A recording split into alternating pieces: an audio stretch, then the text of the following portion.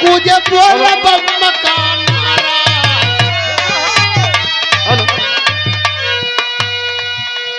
Hello कावड़िया भैया और पूजे बोल बम का नारा, बाबा केवल एक सहारा।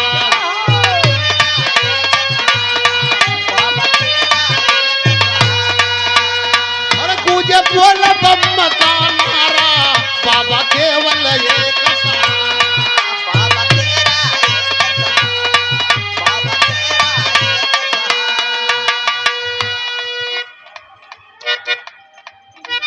हेलो डीजे अमन डीजे अमन डीजे अमन डीजे आप अपना डीजे थोड़ा आगे बढ़ाएंगे आप। श्री राम रतन यादव, अवकाश प्राप्त आप दूर संचार विभाग बंबई, आपके भी तरफ से श्रीमद् भागवत गीता यथारूप के साथ साथ ये 100 रुपए का प्यार भरा पुरस्कार या आशीर्वाद और प्यार भरा पुष्प की पंखुड़ियों से गुछा हुआ है हार राम रतन यादव भैया के बहुत बहुत धन्यवाद, बहुत बहुत प्रणाम हो।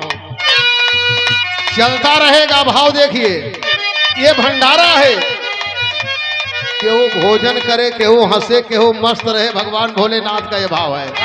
तो इसलिए मैं कह रहा हूं कैसे,